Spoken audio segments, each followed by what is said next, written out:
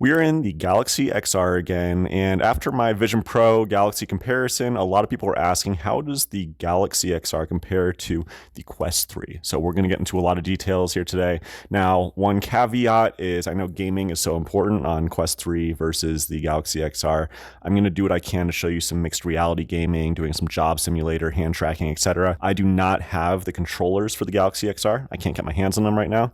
And I don't have a gaming PC for any kind of VR, virtual desktop, streaming, PC VR gaming. Apologies, I'm not going to be able to go into details there. There's plenty of great YouTubers that are doing those types of analyses. This is going to be more for the UI, the interface, little tracking, typing, those types of details. So if you're interested, keep watching. We're going to go ahead and start with just a benchmarking tool in the Galaxy XR. Let's see what score we get, and then we'll compare it to the Quest 3. While this test is running, there have been a lot of questions about the experience of watching movies and long-term comfort and weight of the headset compared to Vision Pro.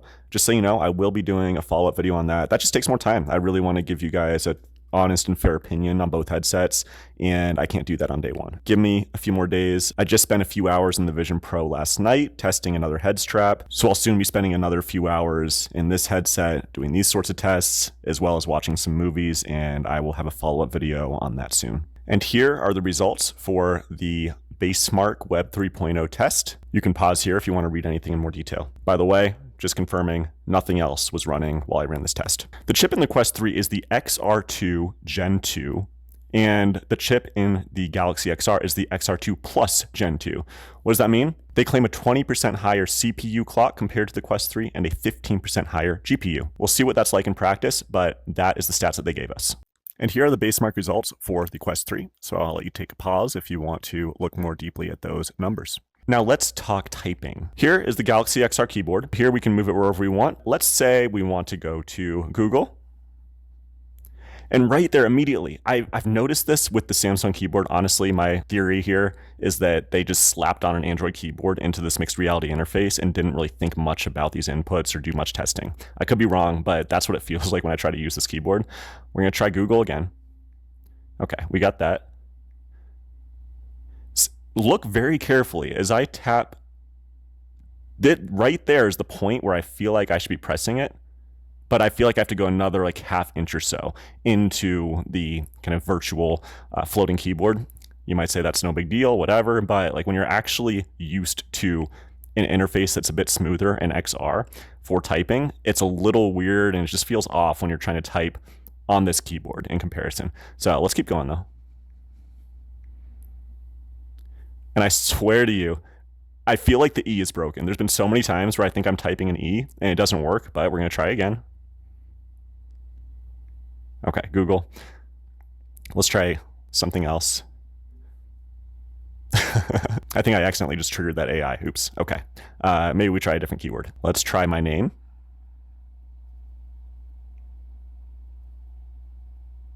See, look at that. Okay. It just feels off. The eye.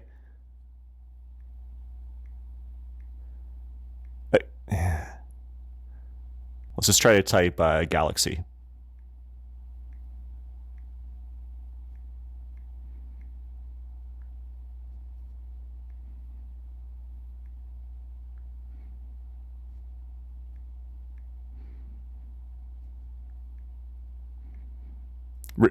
Man, I really struggle typing on this keyboard. Maybe it's just user error, but I really think that it's just not a smooth experience. Now typing on the Quest 3, again, floating keyboard, we can go ahead and move this wherever we want. As I type, let's say we'll start with my name. First off, I do notice, again, we have these little pointer things. As I get closer to the keyboard, I think they do a better job of disappearing. But then when I'm kind of back here, they show up again. So I could just tap like this. But I think that's not the normal way people like to type. Myself, at least, I like to finger peck at the keyboard. If I type my name, I mean, it's just much smoother. I didn't make one mistake. It feels more natural.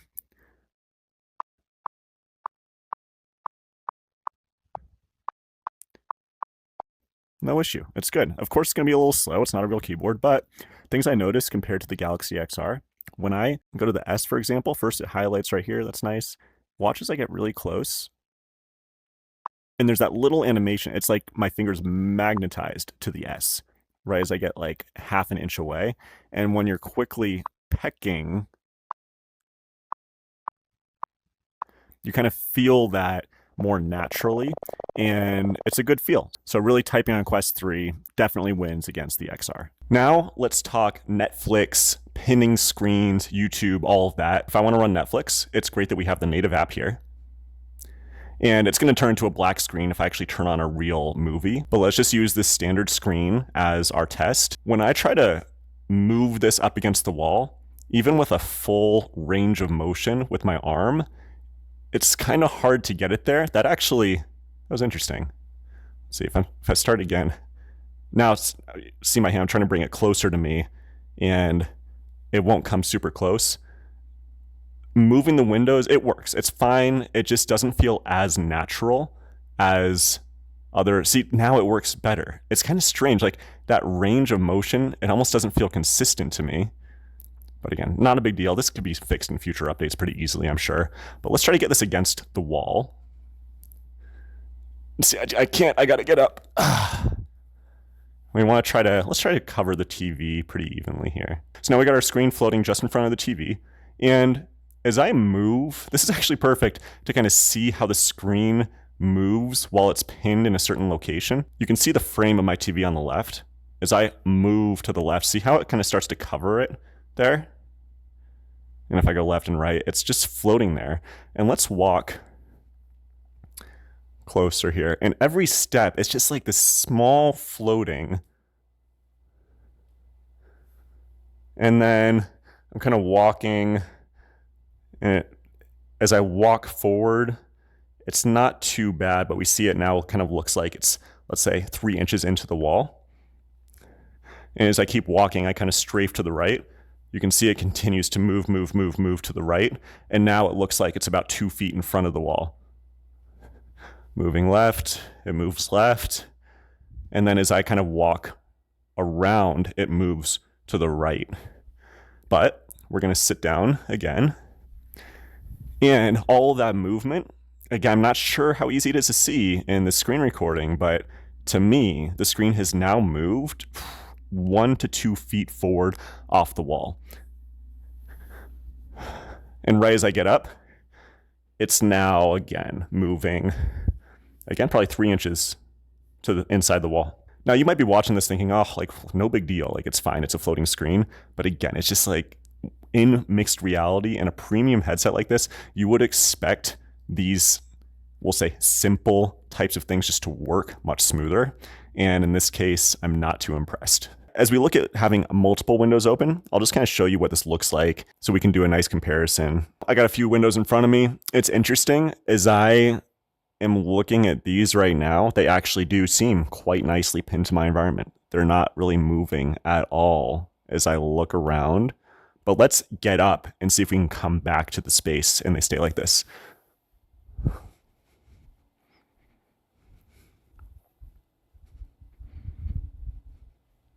So it's the same kind of thing. As I strafe to the right, you can see, I mean, just watch that edge of the screen, how it kind of matches my movement when it's not supposed to. It's supposed to just stay still.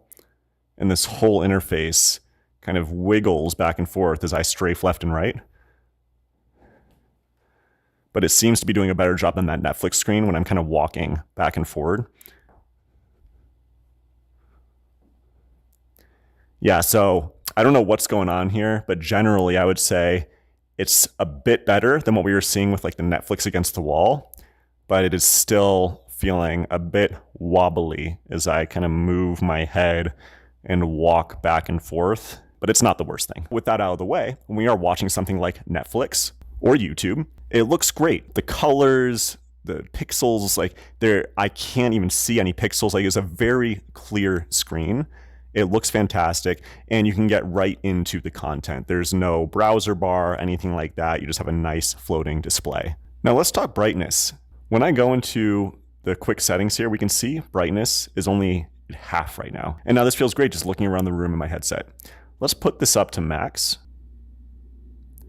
And I mean, the brightness isn't hurting my eyes or anything, but yeah, to be honest, having the screens at max brightness, I'm not wearing the light seal right now, so I'm kind of looking under my vision below the screen to compare to what I see through the screen in terms of brightness. And it looks very similar to real life, maybe 5% darker through the headset than real life. And let's go ahead and just open something. It feels super bright. Like, I don't need it this bright. For eye comfort, I'd want to turn this down a bit. And if we open something like YouTube and put on a video, ooh, I was really wanting to watch this. It looks great, super vibrant. I know this is a little bit hard to portray when you're watching kind of through your screen, but it looks great. It looks like a standard, bright, normal TV screen. Super happy with that brightness there. Still at max brightness, and I just turned on a dark virtual environment so I can really see if there's any weird glare issues or anything, which I've seen with other headsets. And I'm really not seeing any kind of glare issues. Super impressive displays. And when I just look at this title screen, by the way, I do not see a single pixel. It looks just like I'm watching a normal TV. I've got YouTube up now on the Quest 3, and I will tell you, it looks really good. It's a tiny bit pixelated. When I look, for example, at the title here, I do see some pixels, but I would say this is completely passable. I would absolutely watch a full movie in here, and gosh, what a great value for $500 to have a screen wherever you want it. I think it looks fantastic, but there's a noticeable decrease in pixels and color quality compared to the Galaxy XR. Now, let's go ahead and put this in more of a full screen darkened environment. Confirming we are at full brightness here. It looks pretty bright and vibrant, but I think I noticed just a little bit of a decrease in brightness compared to the Galaxy. And when I'm watching this bright content in a darkened environment, it still looks really good. I'm not really seeing any issues with glare outside of this screen area, so that's looking really good. Now let's go ahead and move the screen back to the wall and try to line it up with the TV and do the screen pinning test. Right there, it looks like it's an inch or two in front of the TV. Now, I also have a couple other windows open over here. Let's just move these to the side a little bit as well. Right above the tile, here right above the couch. As I look around, I immediately notice that the windows are pinning much more securely, let's say, compared to the Galaxy XR. There isn't really much, if at all, like really not any movement of these screens. They're pinned in their position where I left them, which is really good, especially for a $500 headset. Let's walk around and see if that holds true. I saw a little bit of a jitter there. Okay, I feel like I placed that actually. Yeah, I thought that was a little bit further out. When I go back and forth here, I do notice as I kind of, again, strafe left and right, watch right there in that corner, you can kind of see how the screen is starting to move. Not perfect, but much better than Galaxy XR. I'm not noticing really anything moving here. And as we sit back down, it might have moved a tiny bit, but it feels much more securely in place compared to the window pinning in the Galaxy XR. Now let's talk FOV. When I'm testing this against the Quest 3, what I'm going to do for a fair comparison is I'm going to sit right at the edge of my couch here, look at the center of my TV, and see where my hands become invisible when I'm staring at the center. And it's right here is where I can't see anything else. So as I look at my hand there, we're going to say a tiny bit outside that corner wall, and then right up against this kind of built-in wooden shelving here. And that's the area that's kind of in pass-through focus. It feels great. Honestly, like I haven't really noticed issues with FOV with this headset. I know it has better FOV than the Vision Pro, and it's solid. I have no complaints. Now, FOV on the Quest 3, when I'm looking at the same spot, sitting up on my couch here, looking in the middle of my screen, as I move my arms out, they start to disappear right about here. It feels quite similar, honestly. Like, I notice a tiny bit of tunnel vision on both headsets. This is not a scientific test, of course, but I'll just tell you, I don't notice a huge difference in FOV. Now I want to do a pass-through test with Galaxy XR versus the Quest 3. And the Quest 3, I actually have these optical inserts in there. So I did go ahead and put my glasses in under the lenses on the Galaxy XR. That is possible, by the way, for those who wear glasses. I went ahead and ordered the $99 optical inserts, and those are coming in a few days. But in the meantime, yeah, this works decently. I just worry a little bit about scratching either my glasses lenses or maybe even the headset lenses. So with the glasses in, I can read the fourth line, LPED, quite clearly. The next line I can make out decently well. It's just a little bit blurry, PECFD. And then the next one I would really have to guess, but it looks very blurry. I wouldn't even try to read that. Of course, for pass-through, it's not just about text. As I'm just walking around and looking, I don't see any strange motion blur. It looks very clear. When I look at my hands, in the old days in the Quest 3, you'd see a lot of warping in the background around your hands. This is perfectly fine. No problem whatsoever.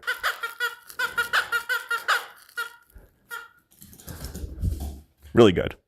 And then as we look outside, where you have really bright outdoors and then not so bright indoors, that's another area where I've seen Passthrough not do a great job in the past, but in here it looks great. No problems whatsoever with Passthrough. I think it's really good. I mean, looking at my watch, no problem whatsoever. Let's pull out the phone, actually. I can read my phone, no problem. It's not the most fun experience, but I could definitely get away with doing some texting, some emails.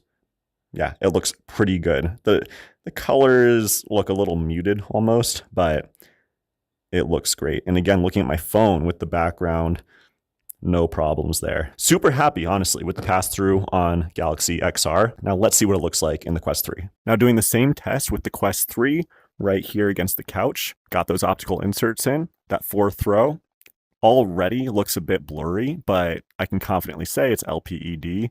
That next row starts to get very blurry where I'd really be guessing.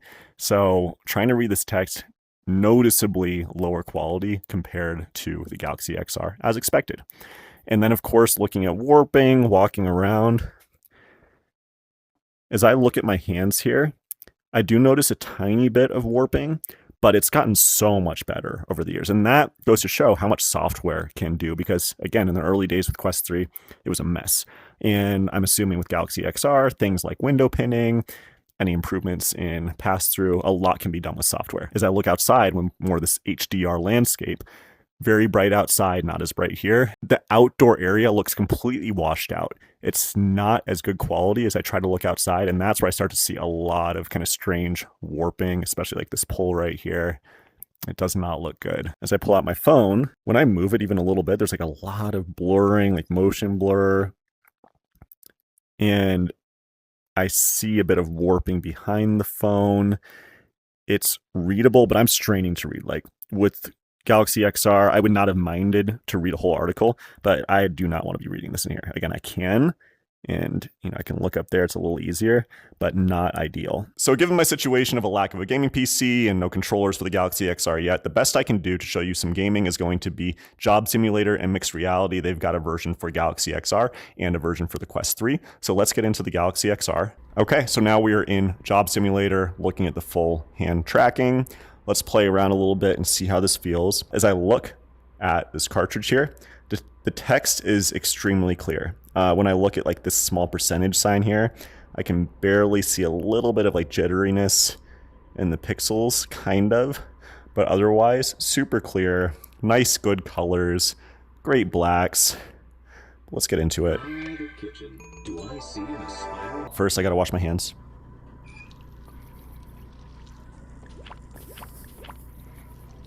All right, let's get to work. As I look really far back at smoothie time, for example, it does seem a little kind of jagged on the edges of each of the letters. That, of course, could be part of just the game's graphics running in the headset, but just want to do a fair comparison. I'll be looking at something similar for the Quest 3. Let's just try to make one smoothie.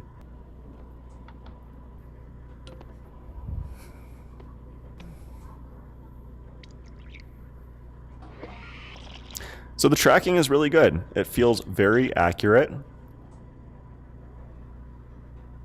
One finger. Yeah, look at that. very quick response time with the fingers. They look good. I have no problems there. Let's serve this up. And we'll see what this looks like in the Quest 3. Let's grab that same cartridge. And if I were to just go back and forth between these two, it's not super noticeably better in Galaxy XR. The movement actually feels slightly jittery as I kind of like move around. So that is different. It feels a little smoother in Galaxy. But as I look at that same kind of percent there, it seems pretty similar in terms of the pixelation and the jagged lines just around the edges that I see. But let's get into it.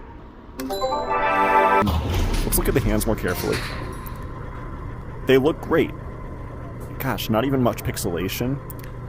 No real delay at all. I would not notice if you just strapped a headset on me if this were Quest or Galaxy, just based on looking at my hands. As I look at the text across here, I do think it looks a little more pixelated, but again, unless I were just in the Galaxy, I wouldn't really notice too much. Yeah, so it looks solid. All right, I'm not making any soup. Let's move on. I just finished about a 50-minute session in the Galaxy XR to record that Galaxy portion of the video, and you can see a pretty big area on my forehead from that pressure of that forehead point of contact. Let's talk a little bit more about comfort. When the headset really only has those 2 points of contact, you got the forehead and then around the back, there isn't much room for adjustment. Ideally, when the headset is like a little bit lower here and closer to my eyes, this is where I feel like I have the best FOV. I can see the most clearly. And then to keep it there, I have to tighten that back portion quite a bit, putting more pressure on my forehead. It almost feels more comfortable having the headset resting a little bit higher. But now I'm kind of looking under here. It's like not a clear view. So I'm kind of forced to wear this a little tighter around the forehead. I'm hoping maybe some third-party straps will come out soon. I know obviously for Quest 3, for Vision Pro, there's plenty of third-party strap solutions, so we'll just have to see how that market opens up. But the default strap actually isn't as comfortable as I was hoping for. So the Quest 3 is off after wearing it a similar amount of time compared to the Galaxy XR, and just looking closely, you see maybe a little bit more redness on the cheeks. The forehead looks a lot more clear, and with XR, I was feeling quite a bit of pressure on my forehead, and with Quest 3, it felt pretty good. I liked how the weight was more evenly distributed across the kind of lower eyes, the cheek area versus the forehead. That was a lot. If you made it this far, thank you for watching. Now, I know there are other things to cover. I want to go over using something like virtual desktop, streaming to the PC, work, productivity focus, those sorts of comparisons. I am just trying to keep these videos somewhat short, and there are a lot of details when it comes to kind of bringing your screen from your computer into VR. So hang on for that one, it's coming soon. Otherwise, from watching the video, maybe you can tell it's a bit obvious. Much better value from the Quest 3, but the screens on the Galaxy XR are really good. If you want to watch movies, YouTube, etc., probably gaming, especially if you have the PC VR setup, I'm assuming that's going to maybe push some over the edge if they were looking for that quality experience. But these issues with comfort, where you only have just this forehead mount in the back kind of point of contact there, compared to so many third-party solutions for the Quest 3, that's a bit of a tough sell. $500 on the Quest 3 comes with both controllers. They're trying to sell those for $250 on the Galaxy XR. I can't figure out how to get the Quest 3 controllers working with this. Let me know if I'm wrong. That's all I got for today. Thanks again for watching. Let me know if you have questions, if there's anything else I missed that you want to see. I'm reading all the comments, and I'll see you next time.